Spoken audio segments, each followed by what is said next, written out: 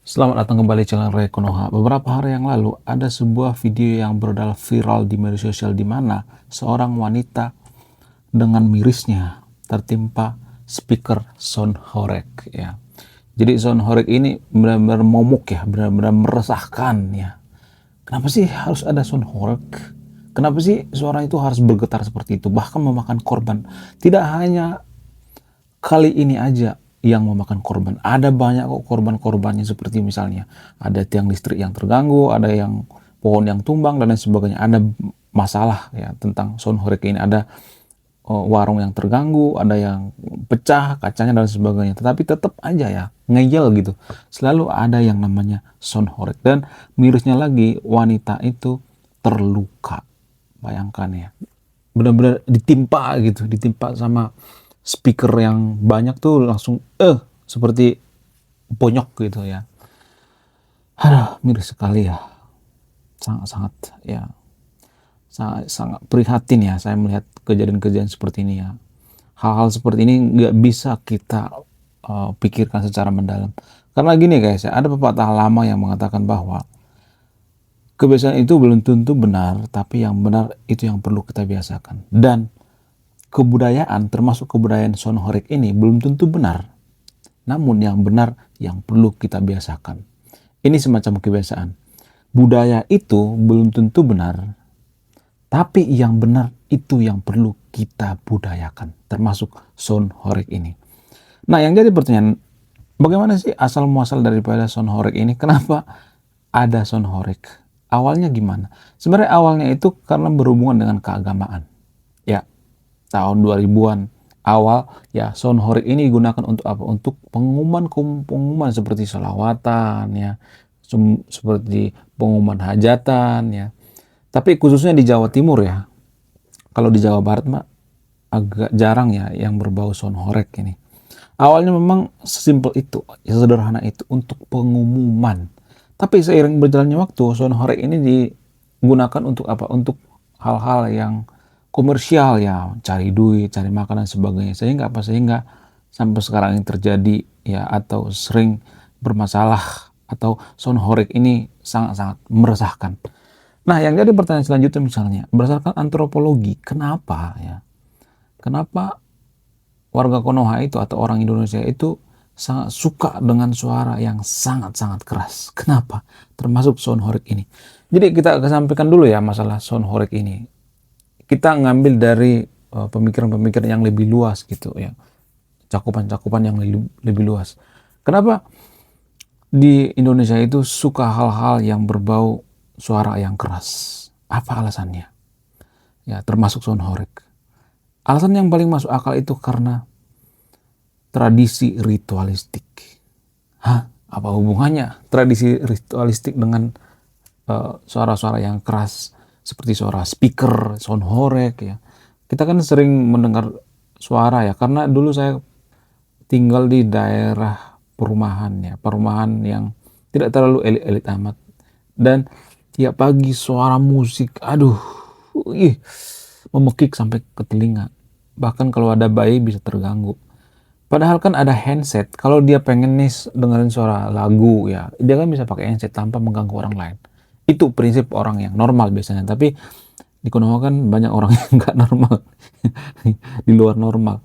Mereka sangat suka ya, warga Indonesia itu sangat suka pada umumnya ya, nggak semuanya tapi ya, pada umumnya sangat suka ya, mau mutar musik dengan suara yang sangat keras-keras ya, sound horeg dan sebagainya ya, memutar musik dangdut, musik apa segala macam, pokoknya musik yang mereka suka, nggak peduli sama tetangganya, pokoknya yang penting suaranya kenceng aja. Nah, yang jadi permasalahan apa alasannya? Seperti saya katakan tadi, itu karena budaya ritualistik. Jadi budaya ritualistik ini, orang Indonesia percaya bahwa suara musik yang keras itu bisa mengusir setan. Nah, dari sini awal muasalnya. Dari sini asal usulnya. Kenapa muncul yang namanya sound horeg ya, kemudian ada suara-suara yang bising yang ada di Indonesia. Itu asal muasalnya. Kenapa tetangga kita suka mengeraskan lagunya sangat keras gitu ya, dengan volume yang sangat tinggi, speakernya yang sangat menggelegar.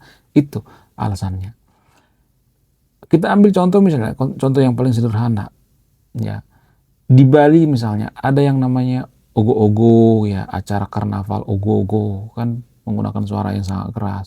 Kemudian dalam adat Batak misalnya, adat Batak itu ya kalau misalnya nih mereka uh, melakukan seperti hajatan misalnya, ya di pesta-pesta orang Batak itu selalu menggunakan musik yang sangat keras.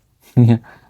Kalau istilah lokalnya biasa disebut dengan uh, pesta menggunakan musik, kemudian margondang ya. Margondang itu ya ketika misalnya meresmikan wakaf misalnya, ya dalam tradisi orang Batak itu wakaf itu harus dirayakan ya. Kalau misalnya nih kita bikin wakaf baru ya, wakaf untuk keluarga maksudnya ya, bukan umum ya, untuk keluarga. Nanti ya keluarga kita nanti di situ semuanya disatuin ya.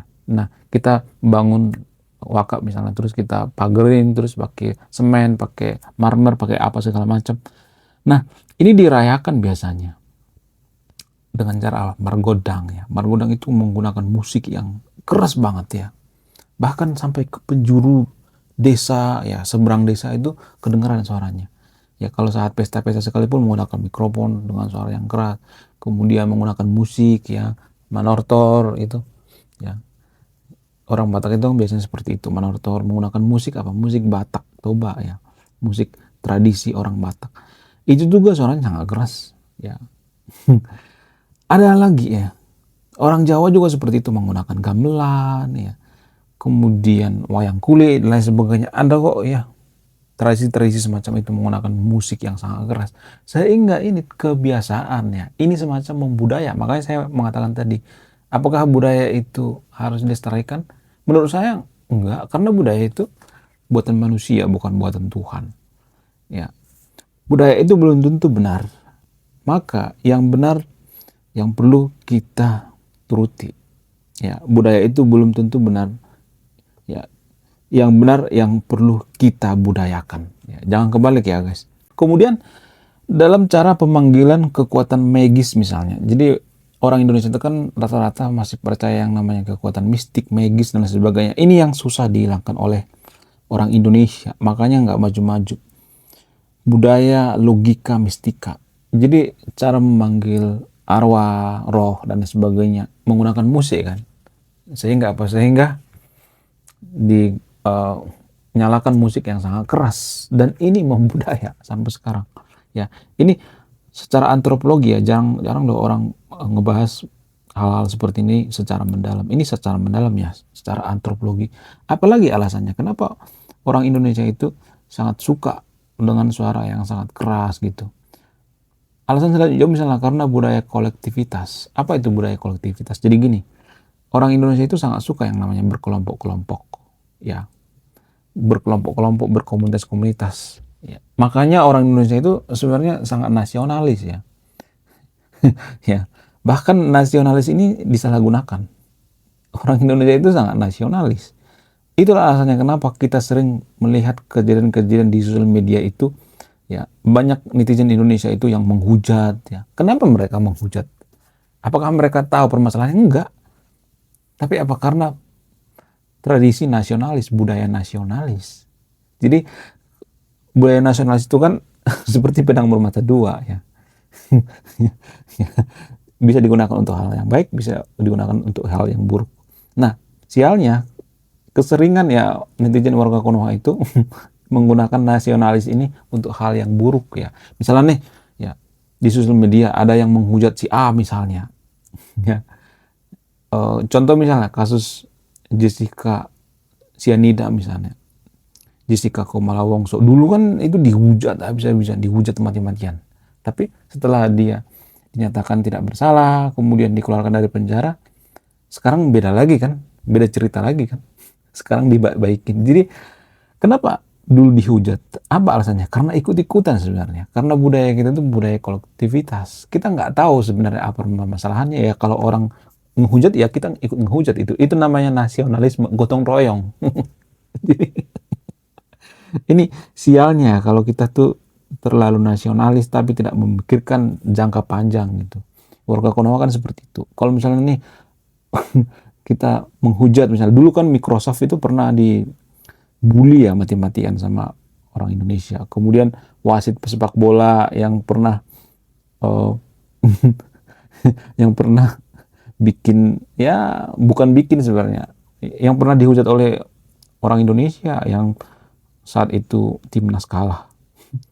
Pelampiasan siapa? Wasit. Jadi ini budaya kolektivitas ya, budaya berkomunitas. Jadi karena budaya berkomunitas ini ya, sehingga kita menganggap bahwa kalau kita mau mutar musik yang keras itu, kita menganggap bahwa kita itu dilindungi oleh komunitas kita. Ini adalah bagian daripada komunitas. Ini adalah menyenangkan komunitas. Kita berpikir komunitas kita ini akan senang, sehingga kita memutar musik yang sangat-sangat kenceng, ya, yang sangat-sangat menggelegar. Ya. Karena apa? Karena kita berpikir bahwa kalau kita berkolektivitas, ya kalau kita berkomunitas, berkubu-kubu, maka itu bukan kesalahan kita, itu kesalahan daripada kubu kita. Aneh memang ya, aneh bin ajaib, tapi itulah pada faktanya. Kemudian apa lagi? Apa yang mempengaruhi? Karena orang Indonesia itu berpikir ya, kalau memasang atau memutar musik yang sangat keras itu bikin rame. Sudah kebiasaan. Jadi tanpa bersalah ya kalau misalnya nih kita di kos-kosan misalnya, terus ada mutar musik yang sangat gede, kemudian ya di satu komplek misalnya atau di perkampungan mutar suara musik yang gede, itu suatu kebanggaan, bikin rame biar jangan sepi. Itu pola pikir daripada warga Konoha. Kemudian ada daerah tertentu di Indonesia ya, kalau nggak salah di NTT ya, NTT itu ada semacam hierarki ya, atau semacam kasta ya. Jadi kita merasa bahwa kasta kita itu sangat tinggi ya. Kita tuh merasa terhormat kalau kita punya musik yang gede, menggelegar gitu, walaupun itu mengganggu tetangga. Kita nggak peduli ya. Karena apa? Karena ini sudah semacam budaya. Tapi kalau kita bandingkan dengan negara lain misalnya seperti negara maju Jepang ya, Swiss ya. Kalau kita bandingkan ya, sangat jauh berbeda. Di sana sangat menjunjung tinggi yang namanya kedamaian, bahkan malam hari nggak boleh berisik ya. Di Swiss itu ya, mengucurkan air dari keran dengan suara yang sangat keras mengganggu tetangga juga nggak boleh. Ada hukumnya. Di Indonesia juga sebenarnya ada hukumnya, cuman hukum itu cuman pajangan doang, nggak digunakan sebagai semestinya, nggak pernah. Orang Indonesia itu kalau misalnya ada yang ribut segala macam dan sebagainya, jarang-jarang ya menegur langsung ya. Mentok-mentok lapor ke RT, lapor ke RW ya, biasanya berakhir damai ya, didamaikan, rujuk. Tapi ya kembali lagi ya, suara musiknya menggelegar, tetap juga ngeyel juga sebenarnya. Oke. Kemudian apa lagi? Kemudian ini yang bertransformasi ya, berevolusi ya. Dari awalnya tadi itu pemujaan luhur ya, memuja leluhur kita dengan suara-suara yang sangat menggelegar, kemudian masuk ke acara-acara hajatan, kalau pesta kita menggunakan suara yang gede ya. Kemudian pada saat ibadah juga sebenarnya kita menggunakan musik yang gede atau suara yang gede ya. Kemudian berlanjut pada apa? Berlanjut pada ketika kita punya speaker yang gede, kita memasang musik yang keras, kita nggak perlu dengan tetangga di perumahan misalnya, di perkampungan atau di mana gitu. Kemudian ini bertransformasi menjadi sound horeg ya. Jadi sound horeg ini sebenarnya fasenya itu banyak banget ya dari awalnya. Tadi itu dari berdasarkan antropologi itu, berdasarkan agama ya. Itu dari awalnya dari situ tuh step-stepnya ya. Itu alasannya kenapa ada sound horeg zaman sekarang ini. Bahkan ya ada juga yang suka dengan suara sound horeg. Tapi kalau saya sendiri saya pusing ya. Pusing ya kalau ada sound horeg itu lewat. Aduh, saya bisa jantungan guys. Kasihan orang yang jantungan ya. Bagi sahabat yang nonton video ini ya, kaum intelektual, anak-anak muda, marilah kita berkesadaran gitu ya.